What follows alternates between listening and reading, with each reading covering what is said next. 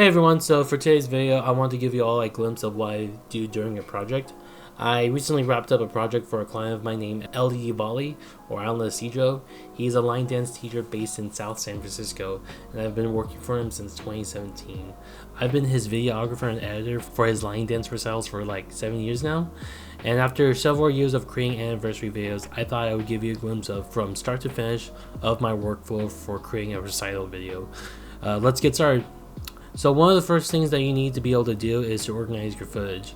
I'm going to compile all of it into a designated folder and subfolders to save project files. If I was using a 2-camera system, I would sort through the files and rename them. I technically don't need to since I only use one camera due to ease of editing and compiling later. Next, it's time to open up our NL editor. In the past several projects, I've used DaVinci Resolve due to it being free and me loving Blackmagic projects. Since starting to work at OFA, I've transitioned back to Adobe as a way for me to relearn the process. And after editing this project together on Premiere Pro, I hate it. The software UI is much more different than what it used to be from previous versions. The workspaces are a jumbled mess, and some of the functions I want from an NLE are hidden between different workspaces. I'm having to constantly change them. It's much more different from DaVinci Resolve where you had specific tabs. What Adobe lacks for the actual NLE makes up for its setup and structure. I like that Adobe still gives me a choice for where I want project assets and files to be saved towards, specifically the actual project files. You would need to export every time in DaVinci Resolve. With Adobe, I'm able to pick the spot and it'll save to that specific file folder. In addition to working on projects with different dimension sizes, I can actually set the dimension size in Adobe Premiere. It gets a little tricky in DaVinci Resolve since I feel like it does it automatically without telling me, but in Adobe I get a lot more freedom control. Since the video file would later be used to create a DVD file, I really wanted to keep the video dimensions to 480p. One of the reasons why I liked working with a smaller dimension is because it gives me more editing room if I mess up during filming. This time around I did create problems, especially when I was asked to make a shorter compilation for Alan's YouTube. I would need to resize everything back to the 1080p because 480p project files don't look great on YouTube, so I had to do some change around that. So after everything was set up in Adobe, I got to work on assembling the timeline. Since my camera labels everything numerically, I didn't need to worry too much about clips being out of order. What I needed to do though, however, was to divide and label the respective moments on the project. For example, I needed to find the intro from Foster Says Mayor, then I needed to look for each songs in the 4 acts, then find the intermission, and then I also need to look for any intimate moments between Alan and his dancers. And to better help me, once I get to the DVD portion, I color label them all into their respective segments and acts.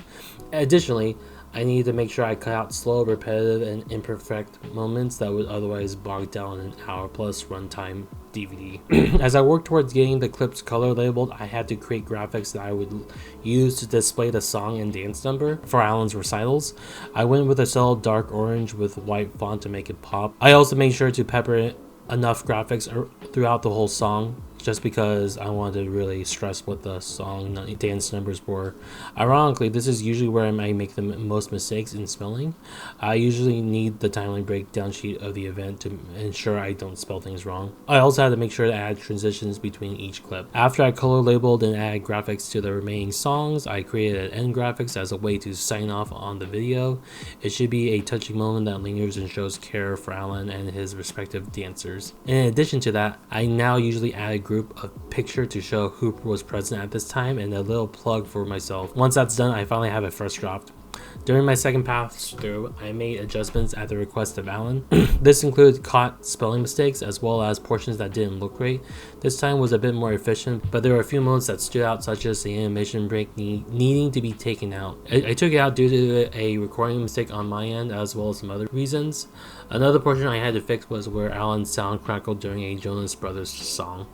I couldn't fix it, so I had to replace the audio from an official recording of the song. It was pretty quick and Adobe's auto-sync worked very well, but I also know if I was to give Alan his YouTube highlight version, I would need to go back to the original file, mostly because I knew for a fact it would get flagged immediately on YouTube. So when it came to creating the YouTube highlight version, I knew I needed to switch back to the original audio and cut around to the specific part where you don't hear the crackling noise.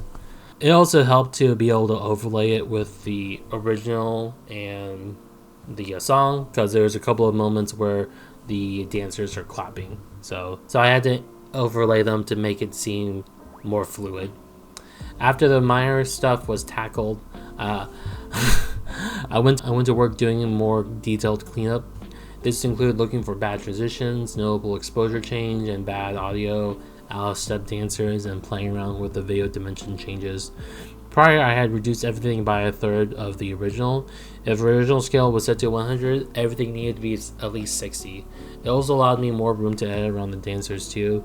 Honestly though, there wasn't many problems I needed to worry about. Normally, from my previous projects I've worked on Alan's video, I would usually punch in 200 to give the edit more energy, but this time around I didn't have to worry about that because I was actively changing my camera lens's focal length, which I was using an 18 to 55mm kit lens. Once that was done, I sent in my second draft to await any other changes or spelling mistakes.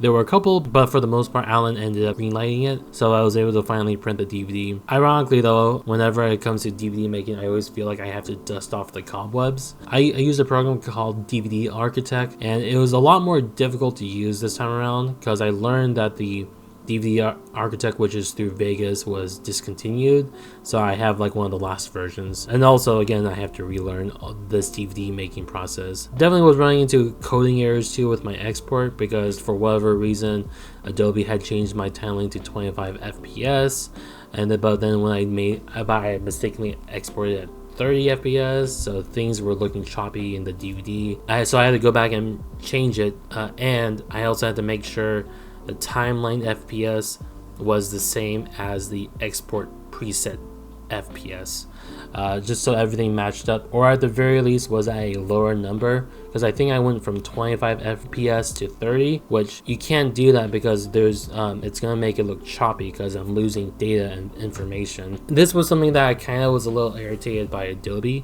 because if you look at their menu, some of the things look like they are blacked out, so you doesn't look like you could touch it, but in actuality I was able to uncheck things, which is again, at first glance I wouldn't be able to tell. Also, another problem I ran into when I was making the DVD was the actual file size. For whatever reason, even though my file was only 2.5 gigabytes, DVD Architect wouldn't let me print it because it would identify it as 6 gigabytes instead.